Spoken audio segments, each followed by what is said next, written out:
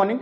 आज के इस वीडियो में समझने वाले हैं कि जो भारत और चाइना के बीच में एक समझौता हुआ था, जिसको हम और आप पंचशील समझौता कहते हैं, वो पंचशील समझौता हुआ था।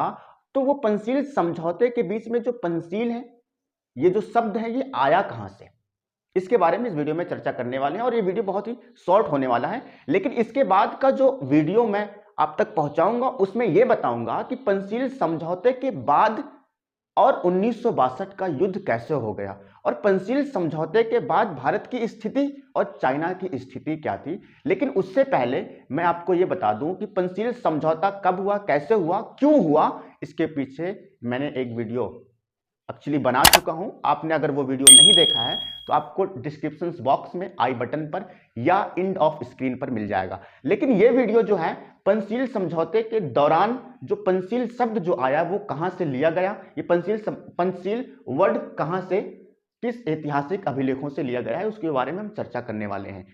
आप एक चीज समझें, पंचशील जो शब्द है, देखो एक शब्द आप और हम जानते हैं पंचशील, ये क्या हो, पंचशील, पंचशील समझौता, पंचशील समझौता।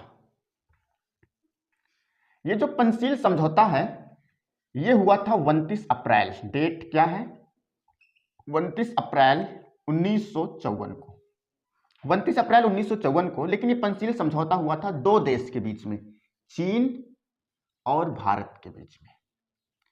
चीन और भारत के बीच में ये समझौता होता है, और ये समझौता किस मामले को लेकर होता है, सीमा, सीमा, सीमा से संबंधित मामले के को लेकर होता है। देखो चीन और भारत के बीच में ना विवाद बना था कि चीन कहता था कि हमारा बॉर्डर है, ये हमारी सीमा यहां तक आती है, भारत कहता था यहां तक मेरी सीमा आती है।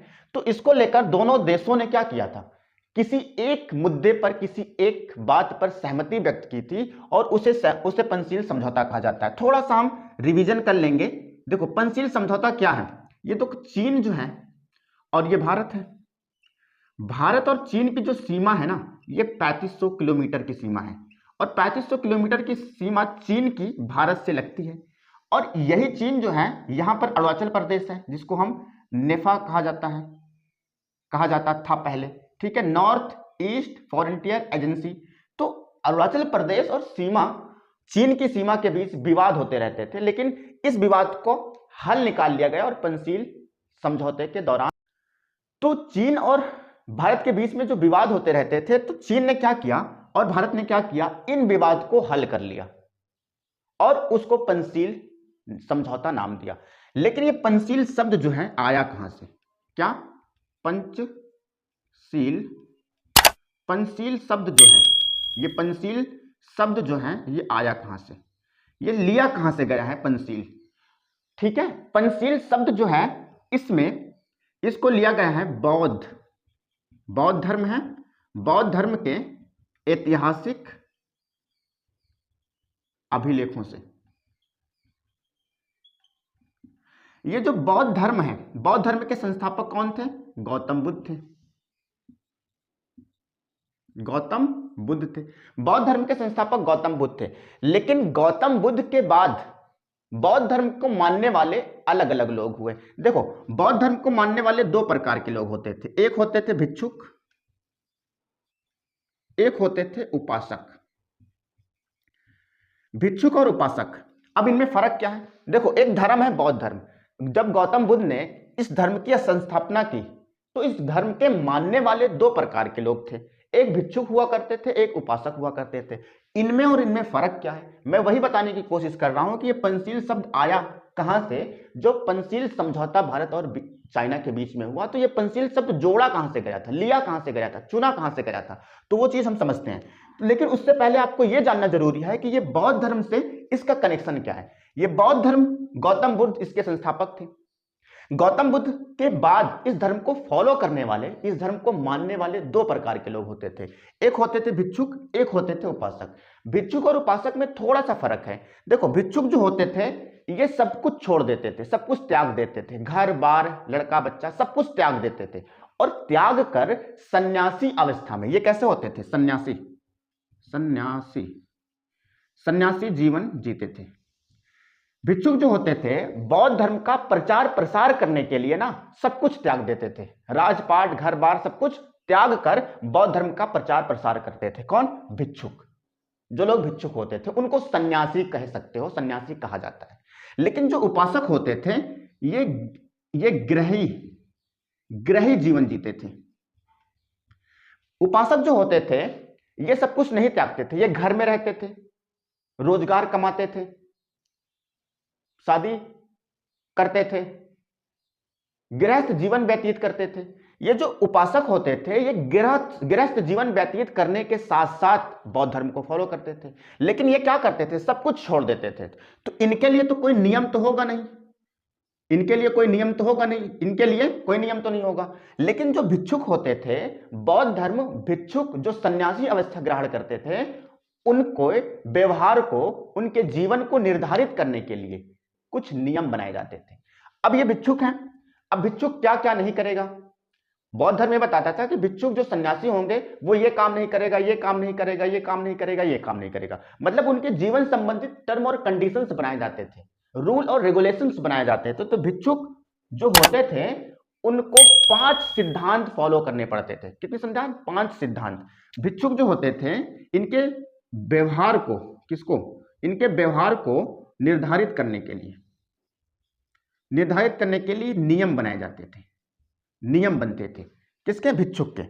तो जो भिक्षुक के नियम बनाए जाते थे इनके, देखो ऐसे देखो, भिक्षुक के जीवन संबंधित नियम बनाए जाते थे। और ये नियम कितने होते थे? 5 नियम होते थे। कितने? 5 नियम। और इसमें लिखा होता था कि ये भिक्षुक क्या करेगा, क्या नहीं करेगा, किस प्रकार सन्यासी जीवन व्यतीत करेगा। तो ये भिक्षुक से संबंधित क्या होते थे? 5 नियम बनाए जाते थे। और इसको बौद्ध धर्म में पंचशील कहा। बौद्ध धर्म ने इस 5 नियम को जो भिक्षुक से संबंधित बनते थे इसको क्या कहा? पंचशील कहा। 5 बातों पर सील लगाना, मोहर लगाना ही पंचशील कहलाया। अब ये पंचशील शब्द जो है इसको पीएम नेहरू ने कहां से लिया था? भिक्षुक के व्यवहार या यूं कहें बौद्ध धर्म से लिया था, बौद्ध धर्म के अभिलेखों से लिया था। किसने? पीएम नेहरू ने। अब हम आते हैं चीन और भारत के ऊपर। और चीन और भारत के बीच जब समझौता हो रहा था तो पीएम नेहरू ने पंचशील की बात की और भारत और चीन के बीच में 5 नियम बनाए गए। भारत जिस प्रकार भिक्षुक अपने जीवन को जीने के लिए, बौद्ध धर्म को फॉलो करने के लिए कौन कौन से नियम को फॉलो करेगा उससे संबंधित 5 सिद्धांत बनाए जाते थे जिसे पंचशील कहा जाता था। इसी प्रकार भारत और चाइना के बीच में सीमा का मामला, तनाव का मामला कम करने के लिए 5 नियम बनाए गए। कितने? 5 नियम बनाए गए। पंचशील, जो पंचशील समझौता, पंचशील समझौते में भारत और चाइना के बीच में, किसके?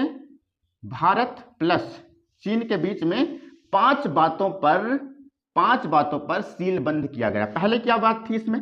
भारत और चीन का सीमा मामला कम करने के लिए पहली चीज कहा गया कि एक दूसरे, भारत और चीन एक दूसरे के अखंडता एवं संप्रभुता का सम्मान कर रहे हो। पहला नियम सीमा के तनाव को कम करने के लिए पहला नियम जो बनाया गया पंचशील में, पहला मामला क्या था? एक दूसरे की अखंडता और संप्रभुता का सम्मान करना।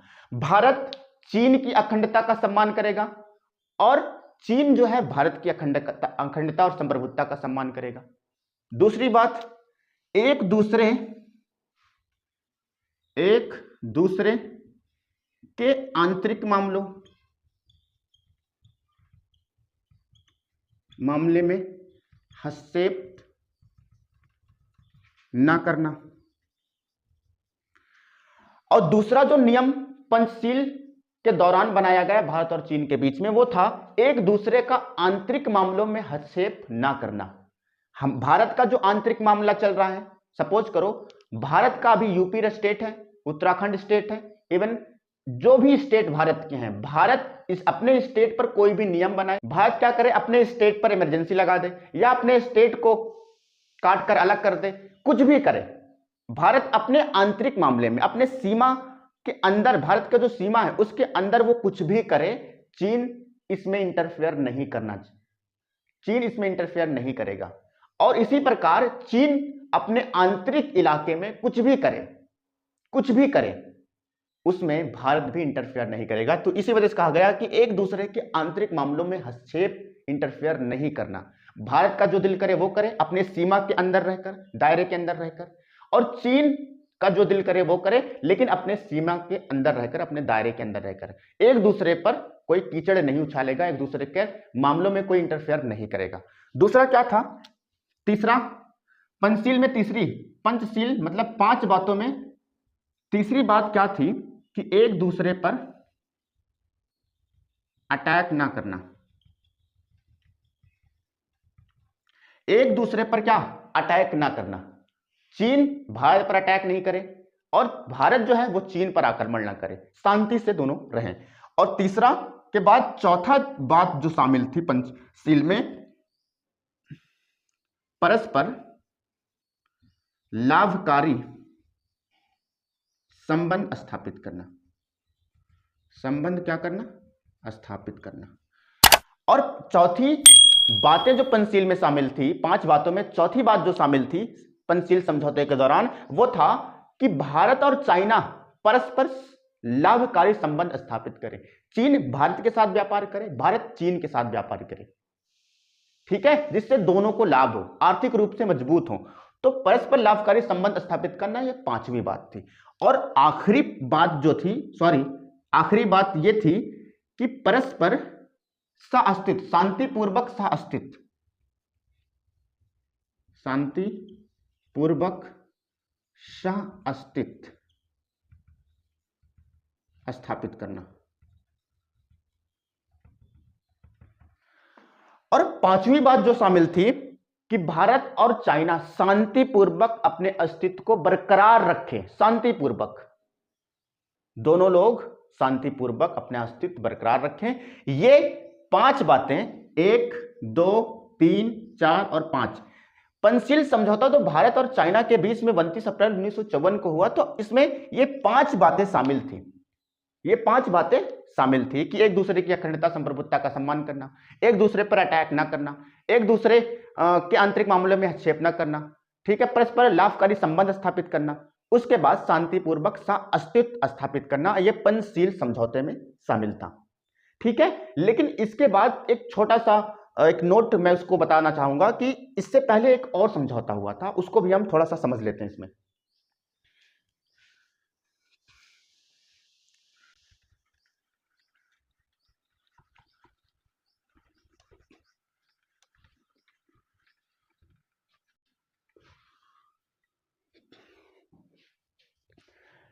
ये तो था पंचशील समझौता, लेकिन एक शिमला समझौता भी हुआ था। वो कब हुआ था उसको भी हम समझते हैं।